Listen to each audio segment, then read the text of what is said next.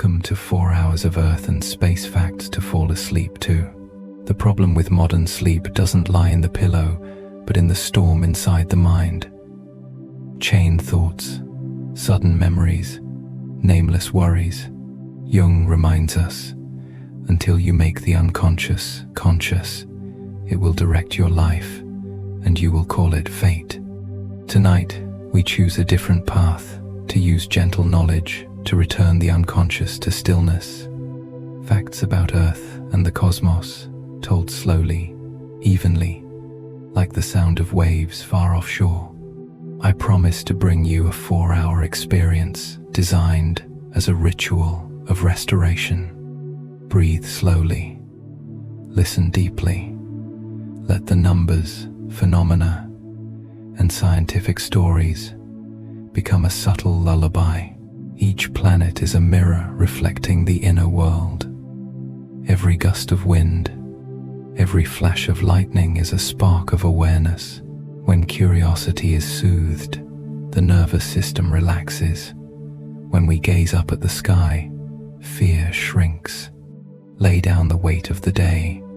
Close your eyes and travel with me from the calm soil beneath your feet to the silent edges of space, where knowledge doesn't awaken, but gently lulls you to sleep.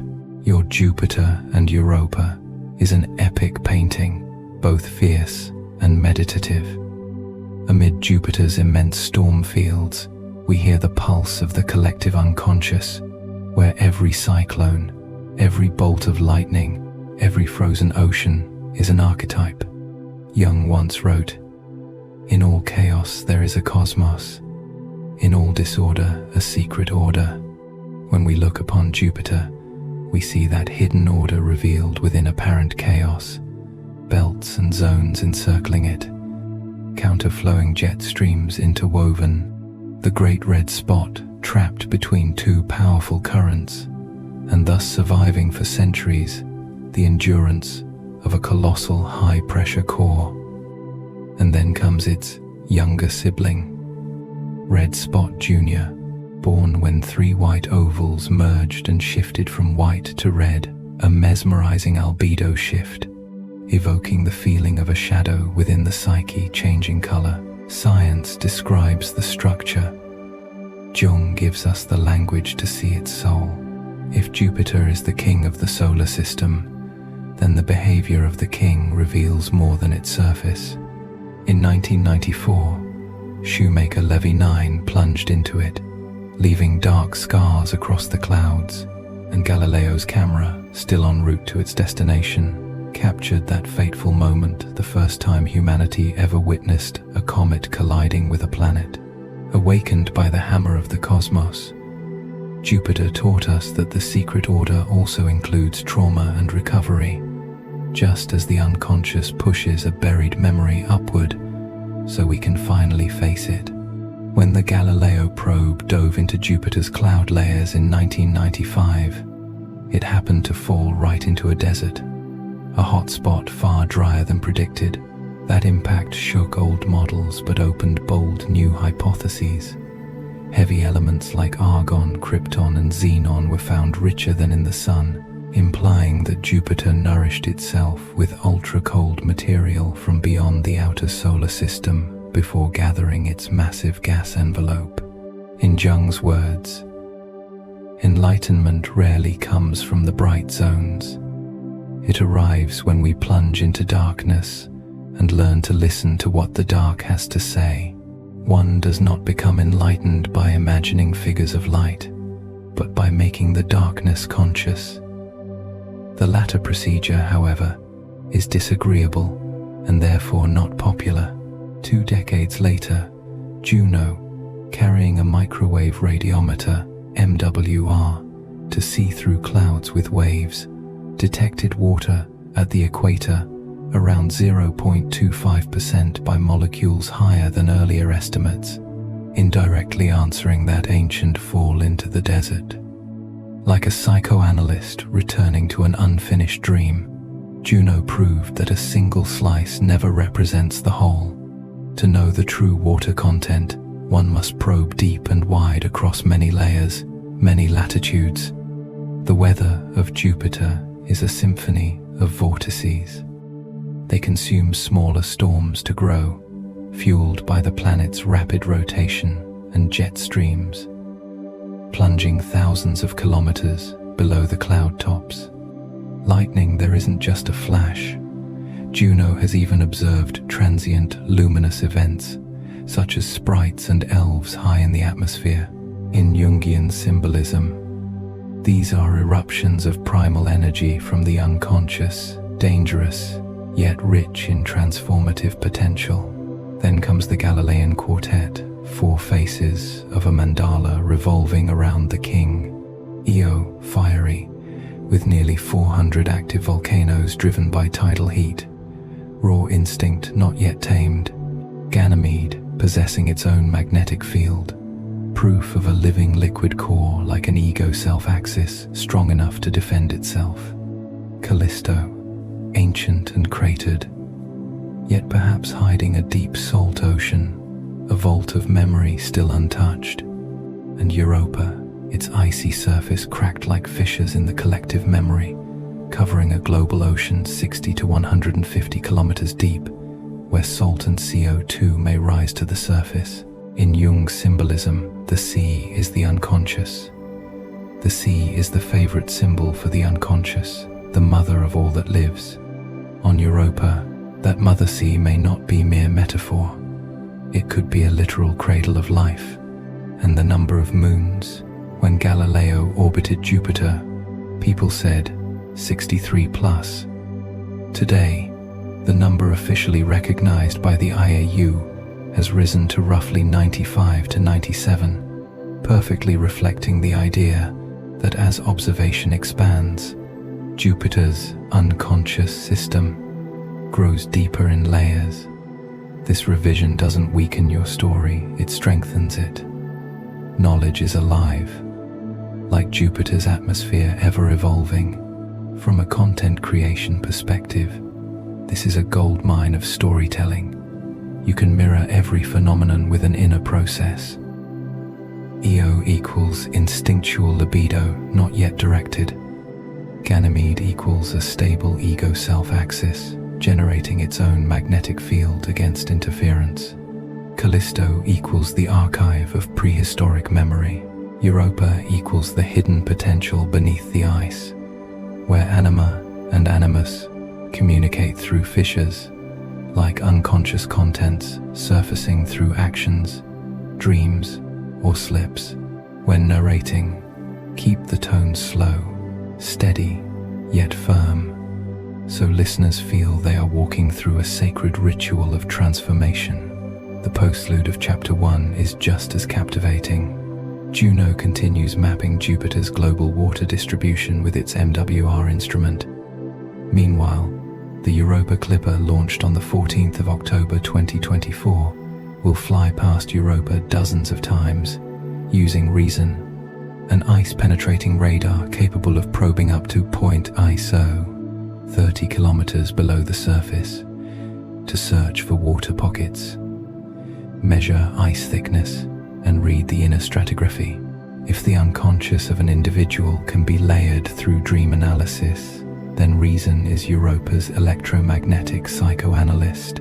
Beyond that, bold concepts like endurance, an autonomous underwater vehicle, AUV, funded by NASA and the NSF, to dive beneath the ice of Lake Bonny in Antarctica, serve as prototypes training navigation and 3D biogeochemical mapping skills in icy environments, paving the way for one day melting through Europa's crust and descending into its dark ocean. The art of storytelling here lies in bringing distant science fiction closer to the technologies already stepping into reality.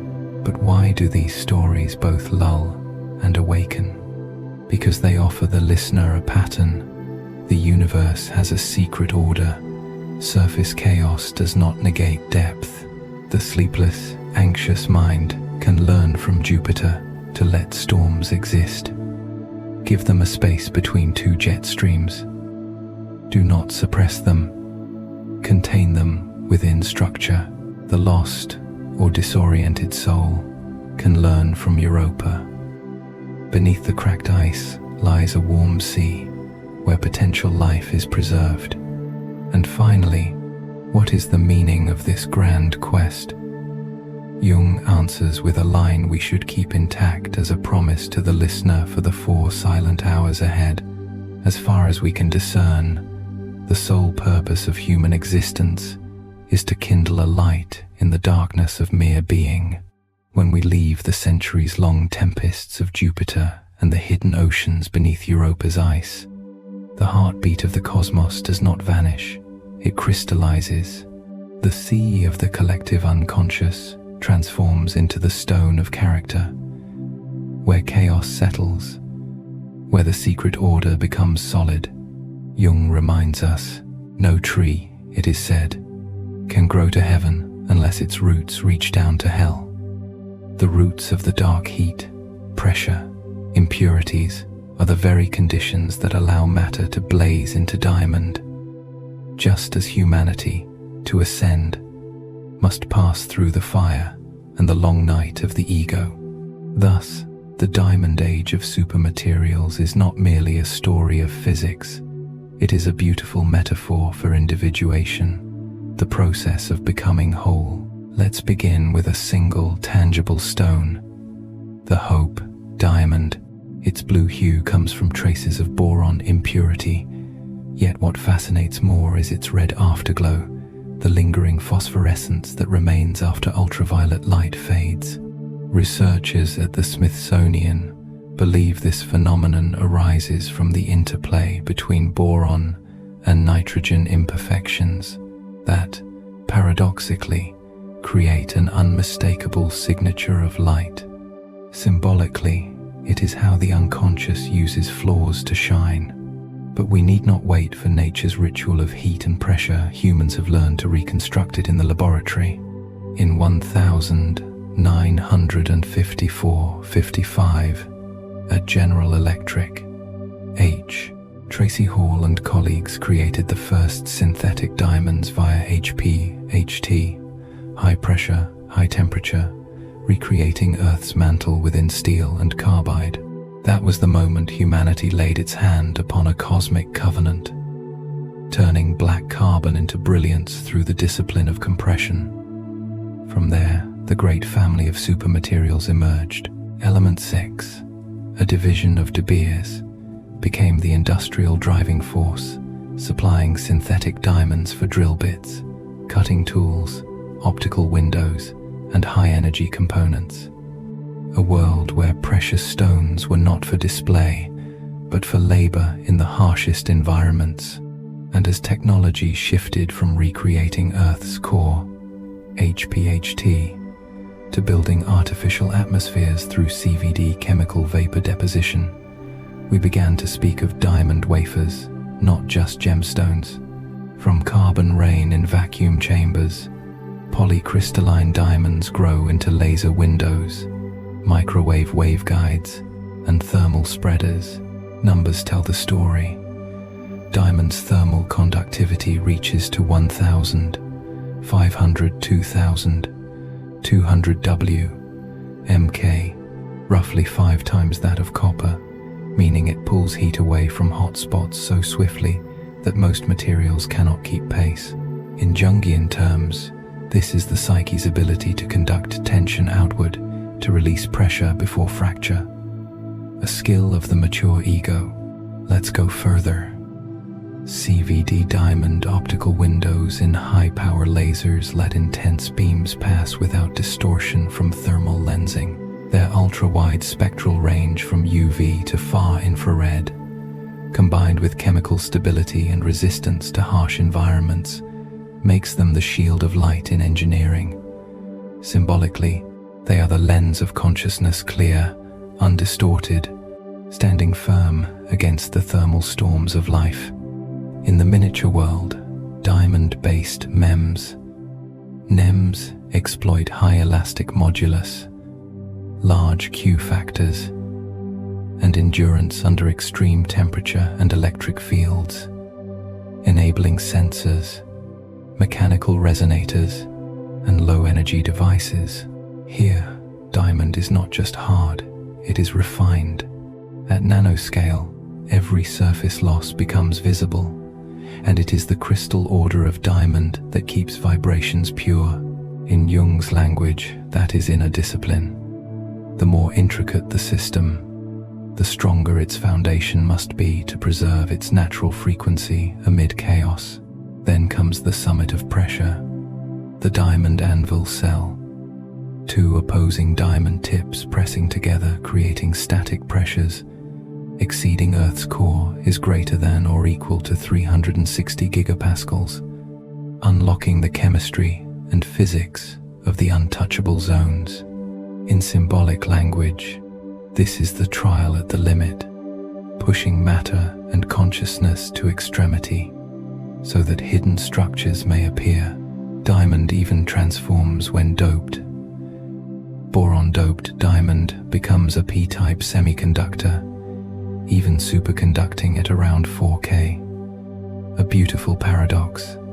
The hottest material with supreme thermal conductivity, holding within it the coldest quantum state. When purified enough, if the post-silicon future demands materials that endure high electric fields, dissipate heat efficiently, and operate amid radiation or extremity, then diamond is a worthy contender. This story carries with it an ancient detour. Carbonado, the cosmic diamond. Every sylph. It is black, polycrystalline, and porous, found mainly in Brazil and the Central African Republic. And unlike typical diamonds, it is not associated with kimberlite pipes.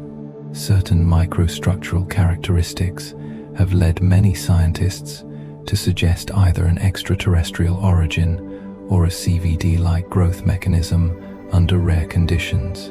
Though debate continues, Carbonado reminds us that the boundary between Earth and the cosmos is not rigid, just as the boundary between consciousness and the unconscious is never sealed. There is always a line of permeability.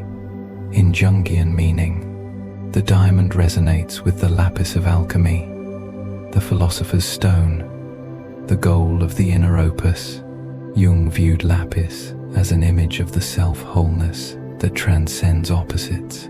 When black carbon transforms into diamond through the ritual of pressure, heat, and time, we see a map of psychological transformation, facing the shadow, enduring compression, layer by layer discipline until a deeper I crystallizes.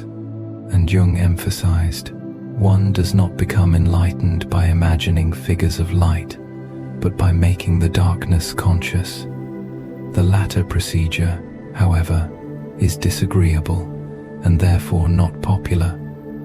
In both the laboratory and the analytic chamber, light is always prepared by darkness.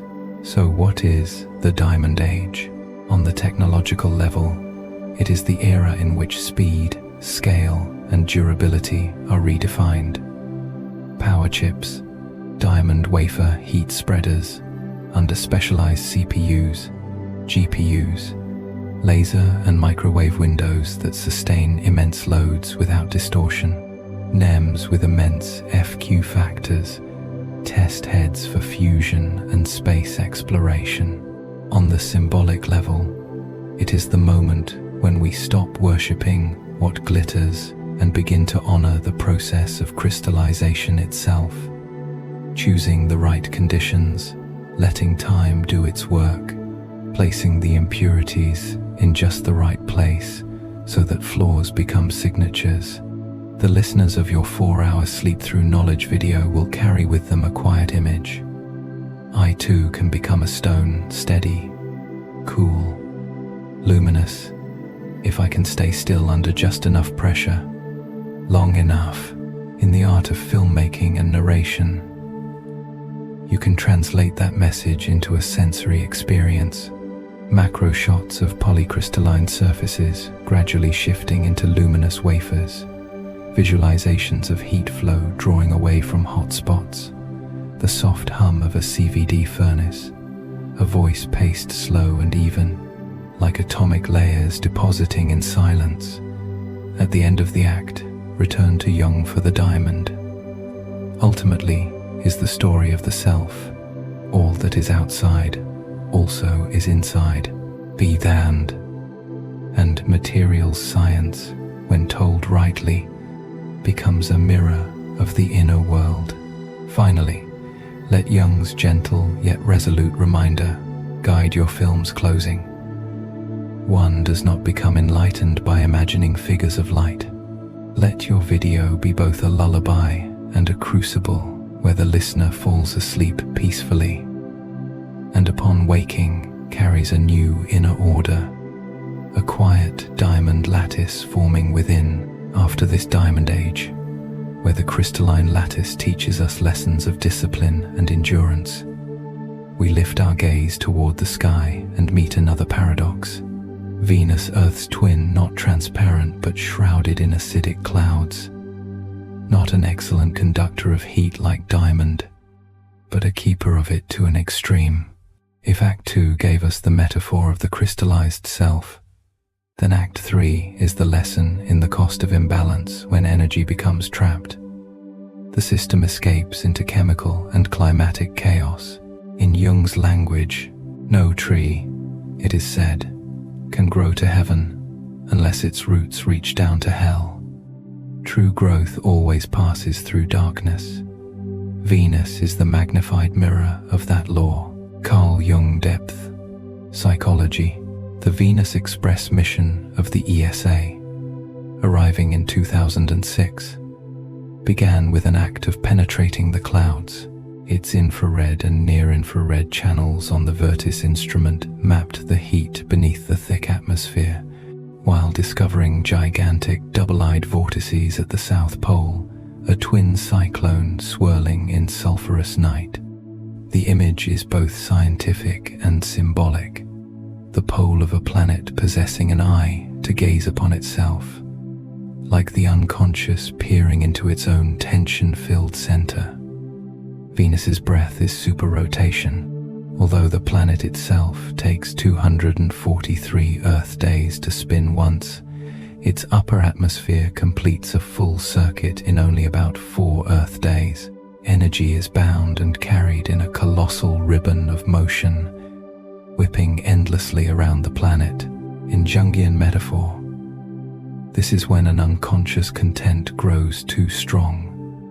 It overwhelms the natural movement of the ego, forcing everything to revolve around it. Scientifically, this superrotation arises from the complex interaction of Rossby waves, Kelvin waves, and thermal tides, the currents, transferring momentum that sustain the ceaseless spin. As we delve into Venus's climatic tragedy, it tells a chilling what-if story. If surface water once existed, a classical hypothesis, then the oceans would have evaporated as the sun brightened. Without a global magnetic field, Venus exposed itself to the solar wind. Hydrogen and oxygen stripped from the upper atmosphere through its induced magnetosphere, driving the greenhouse feedback further and locking the planet into a carbon dioxide prison. Yet recent studies strongly question even that. The dry interior of Venus may suggest it never possessed oceans like Earth at all. What is certain is its present state, a surface around 465 degrees Celsius, 870–900 degrees Fahrenheit, and a pressure of to 92 bars, crushing as if nearly a kilometer deep beneath Earth's sea. Within its sulfuric acid clouds, the question of lightning remains debated. Earlier missions hinted at it. More recent data and modeling suggest that if lightning does exist, it is rare, far less frequent than once thought. On the symbolic plane, sometimes we hear the thunder of the unconscious, but often the charge accumulates silently, without a flash, slowly eroding the structure from within. The geological heart of Venus does not sleep. From the radar archives of Magellan in the 1990 seconds, scientists have matched images taken at different times and found vents that had changed shape, new lava flows, convincing evidence that volcanoes are active or have erupted in the recent past. This matters because it shows that the planet's inner heat flow remains strong. In Jungian language, the system's primordial energy, libido, has not died. It is merely imprisoned beneath clouds and pressure. And what of the ancient highlands, the tesserae, their folded, multi-layered surfaces? Debate remains open.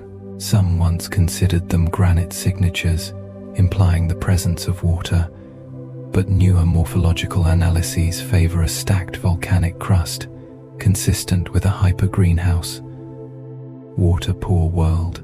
The message here: Venus's past is hard to read, and precisely for that reason, it teaches humility to every model maker. The temperate cloud layer, about 50-60 kilometers above the surface, where temperature and pressure resemble Earth's, is home to bold hypotheses. Some have proposed that acid and CO2-tolerant microbes might drift there. Reports of phosphine and later ammonia reignited debate, but they are not proof of life, perhaps only chemistry we have yet to understand. The storyteller in Jungian spirit must keep balance, open to wonder, yet not fall into redemptive illusion. For the when and the evidence are still many orbits away. So what does Venus teach the motivational journey of your channel? First, it embodies a psychological rule. Jung wrote in Ion, the psychological rule says that when an inner situation is not made conscious, it happens outside, as fate. When energy is locked away as heat is trapped beneath CO2 clouds, the system enacts its conflict through extreme phenomena. Pressure soars, rivers of lava seek new paths, the sky whirls once every 4 Earth days. The personal lesson: if we do not name what boils within, life will perform it for us on the outside. Carl Jung. Depth, psychology. Second, Venus mirrors the shadow. On a cosmic scale, it is the fallen twin, almost Earth-sized, yet a slight early imbalance sent it sliding into runaway greenhouse. That disenchants the notion of fixed destiny. Small parameters, magnetic field strength, heat dissipation rate, atmospheric composition can pivot an entire future. The motivation here is not fear, but agency. To consciously tune the small parameters of one's life habits. Sleep. Emotional framing for small does not mean insignificant. Third, structure persists within chaos. Superrotation, twin-eyed vortices, cloud decks of defined altitude, the induced magnetosphere, all are the secret order science reveals. You can use this as a narrative framework, each chapter describing one cloud layer or wind band of the psyche beliefs, defenses, desires, circling the ego as the atmosphere lashes around Venus. When viewers grasp their own map, confusion subsides, stabilizing into a chart of inner winds. The Venus Express mission gave us such a map, from pole to equator, from cloud top to surface. European Space Agency. Finally, Venus is a reminder of the ethics of perception. Serious science knows how to keep silence for uncertainty. Are lightning flashes frequent or rare? Did oceans ever exist? Is there any sign of life in the clouds? Jung's attitude is the same. Do not proclaim, observe until the image emerges from the background. As radar composites over years reveal events' subtle change, that stance shapes a narration that soothes without dulling the intellect, gentle, slow, image-rich, and respectful of truth still unfolding. Beyond the sulfur-yellow clouds and the super-rotation, the symphony of a system trapped in its own energy, we move to another hunt, the pursuit of ultimate order. If Venus warns of the price of imbalance, Stephen Hawking staked his life on the possibility of finding a unifying principle, the secret order underlying the cosmos. In Jung's words, in all chaos there is a cosmos. In all disorder, a secret order. When the turbulence of the heavens no longer haunts us, the remaining question is, what is that order, and how do we name it? Act 4. Stephen Hawking, The Quest for the Equation of Everything. Commentary in the spirit of Carl Jung. Hawking entered the history of science by placing two seemingly irreconcilable structures, general relativity and quantum mechanics, within a single frame. Together with Roger Penrose, he sharpened the singularity theorems. Under broad conditions, gravitational collapse inevitably leads to singularities, and when one runs time backward, in cosmological solutions, a beginning becomes almost unavoidable. In classical description, we should speak carefully, as researchers do. These are conditions leading to geodesic incompleteness, not absolute proof of the Big Bang. Yet in Jungian symbolism, it marks a journey of confronting opposites, pushing consciousness to the boundary where old models fail, forcing us to question the deeper ground. Hawking's most personal breakthrough came in a daring claim. Black holes are not really black after all. They glow like a hot body, and the smaller they are, the more they glow. His Hawking radiation linked curved space-time with quantum fluctuations, and declared that black holes emit and evaporate. From a chapter titled, "Black Holes Ain't So Black," to countless lectures, he insisted, the event horizon is not an absolute prison. In thermodynamics, this opened the path to entropy, temperature, and the information paradox. In Jungian metaphor, it revealed that even within absolute darkness, there is emission. The shadow is not nothingness, but energy awaiting understanding. From a storytelling standpoint, Hawking radiation is a perfect metaphor for individuation. Right at the boundary where we believe nothing can escape, consciousness can still extract meaning from chaos, transmuting darkness into insight. Jung wrote, "The psychological rule says that when an inner situation is not made conscious, it happens outside, as fate. The black holes of life, impulses, fears, shame, when sealed off, will enact themselves externally. To make the unconscious conscious is the radiation that prevents the system from collapsing into total silence."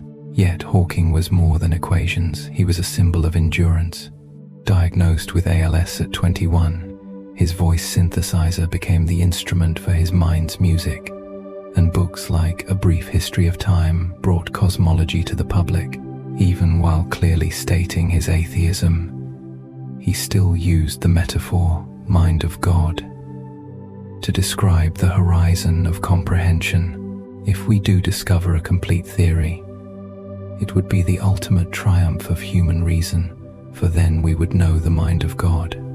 Here, God is the law of nature itself, the secret order, Jung said, we can sense amid chaos. Hawking reminds us, look up at the stars, never give up the minimalist moral code of science, and the quiet echo of Jung's call to consciousness. Hawking's dialogue with string theory, M theory, is essentially an effort to find an overlapping map between relativity and quantum theory. In the grand design, he describes a universe, and possibly a multiverse, with 11 dimensions of space-time, 1 time, plus 10 compact spatial dimensions, where different theoretical maps merge into the framework of M theory. In an empirical spirit, the community looked to LHC, CERN, as a place that might reveal traces of extra dimensions, even micro black holes that evaporate instantly. The result? No evidence so far. Atlas, CMS, have set ever higher mass limits, narrowing the parameter space of many models. But rather than a failure, this is an act of discipline, daring to let data retune the hypothesis. And for a Jungian storyteller, It is a lesson in humility before the unconscious, accepting not yet known as a mature state. A subtle point should also be noted. The popular virtual particle pair examples near the horizon are often used to demonstrate Hawking radiation, but a more precise description is tied to field dynamics and effects like aura in curved space-time. The spirit of the story doesn't change. Black holes emit thermal radiation, but the deeper physics shows that even light from darkness is more complex than common illustrations. This is a perfect opportunity for your video. Keep the imagery simple to soothe the listener, while leaving hooks for the curious to dig deeper. Place Hawking beside Jung and we see two parallel arcs. One seeks to unify the laws, the other to unify the self. Both run up against a ceiling at singularity, where old language and the old ego break. Jung wrote in memories, dreams, reflections. As far as we can discern, the sole purpose of human existence is to kindle a light in the darkness of mere being. Hawking turned that statement into strategy, kindling light precisely where we assume absolute darkness, the black hole, and on the human plane, he did the same with ALS, transforming adversity into energy that inspired a generation. Through both science and humor, perseverance and clarity. After following Hawking in his search for an equation of everything, the attempt to bridge the opposites of relativity and quantum mechanics, we step into a paradoxical mental experiment. Scenarios for destroying Earth. This is not a blueprint for annihilation.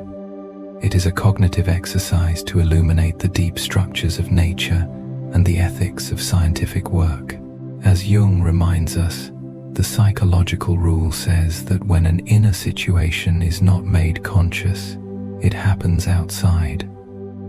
As fate, by naming apocalyptic fears as ideas, we reclaim agency so they do not solidify into fate outside us. Carl Jung, Depth Psychology, Act V.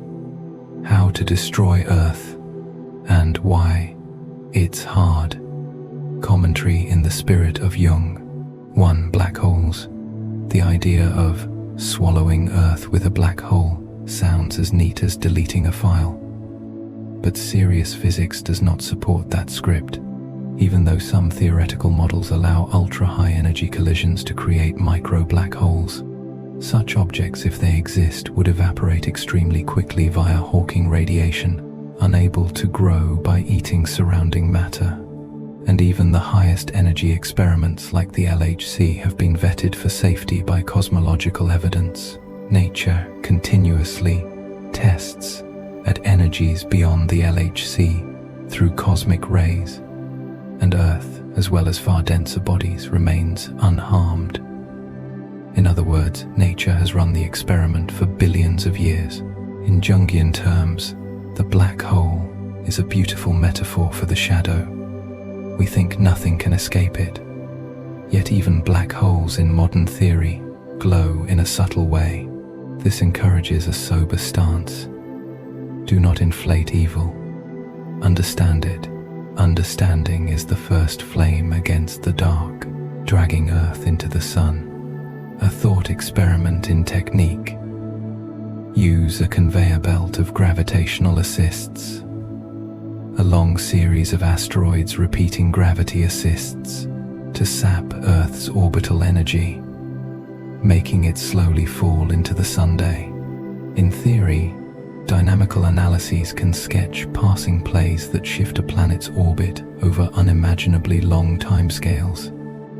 In practice, this is a mega project beyond our capability, coordinating thousands of bodies, extreme precision, cascading risks. Symbolically, this is slow self-annihilation. Rather than explode, a system chooses to plunge into its own hot center. The Jungian lesson is every day. When we don't process inner drives, we drift into orbits of addiction, burnout, arrogance, spirals that drag us into a personal sun. Antimatter bomb. Antimatter carries fearsome energy density. So, the antimatter bomb haunts popular culture. Current reality. Humanity can only produce minuscule amounts in labs, with vanishing efficiencies in production and storage.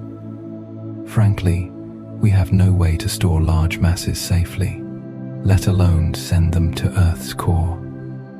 Technical, physical, economic limits crush this scenario immediately. Through Jung's lens, the antimatter bomb is the illusion of clean severance, the wish to erase the past in one blast. Jung reminds us, transformation doesn't occur by magic. It is the work of integrating darkness, layer by layer. Planetary collision. Earth's history includes a Theia-like impact, a Mars-sized body that likely contributed to forming the Moon. Yet Earth was not destroyed, it restructured. To destroy completely, you'd need a direct hit from a near-Earth mass body under very specific conditions, something virtually impossible to arrange or control. Modern research keeps refining the giant impact picture, but the core point stands. The Earth-Moon system was born from chaos, and planetary resilience far exceeds our everyday intuition. In Jungian metaphor, this is a rite of destruction and rebirth. Shocks can shatter old structures, even as they seed new order. The question is not how to destroy, but from the ruins, who do we crystallize into? 5. Grey goo. Self-replicating rock-eating robots. Grey goo warns of self-replicating nanomachines devouring resources. It has theoretical roots in debates about self-copying and tech ethics, but even the term's originator later downplayed the fear in light of practical constraints. Most experts see it as an extreme edge case, useful as an ethical thought experiment rather than an actionable plan. Jung would say, "Be grateful for the thought experiment, it gives us an ethical frame." But ethics does not side with sensationalizing the future. Ethics sides with limits and control. Do what should be done. Refrain from what must not be done. Jungian meaning and motivational message. Synthesizing the 5 scenarios yields 3 axes of meaning. Nature has multi-layered defense mechanisms, from hypothetical Hawking evaporation limiting micro black holes to orbital dynamics demanding impossible precision for a conveyor, from the techno-economic barriers of antimatter to planetary toughness in collisions, from speculative nanorobots to the grounded caution of engineering. Nature does not fail easily. Actionable inspiration. Don't deify hazards. Respect constraints. B. Instant annihilation is fantasy. Slow decline is real. Deleting Earth in a blink is near impossible.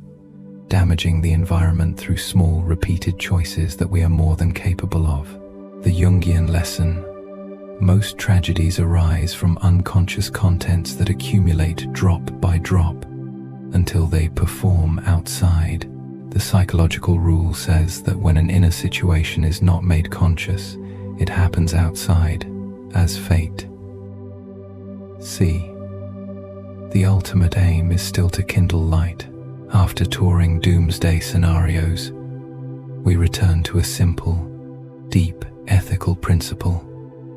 As far as we can discern, the sole purpose of human existence is to kindle a light in the darkness of mere being. That light is accurate, understanding, and responsible action, learning to fear less, blunder less, cede less power to chaos. Conclusion. Why Earth is very hard to destroy, though not immortal. From the scientific vantage, a chain of physical, technical, ethical barriers pushes any plan to erase Earth into unreality. From the Jungian vantage, these scenarios are a mirror showing us that what needs destroying is not the planet, but the illusion of omnipotence, the craving for absolute rupture, and the unconscious habits that drag us into self-destructive orbits. When listeners close their eyes in this 4-hour video, they won't carry apocalyptic panic, they'll carry a map for living awake. Understand mechanisms, respect limits, and light a small lamp in the right place within the vast room called being. Jung. The psychological rule says that when an inner situation is not made conscious, it happens outside, as fate. End in Mies, Jung. As far as we can discern, the sole purpose of human existence is to kindle a light in the darkness of mere being.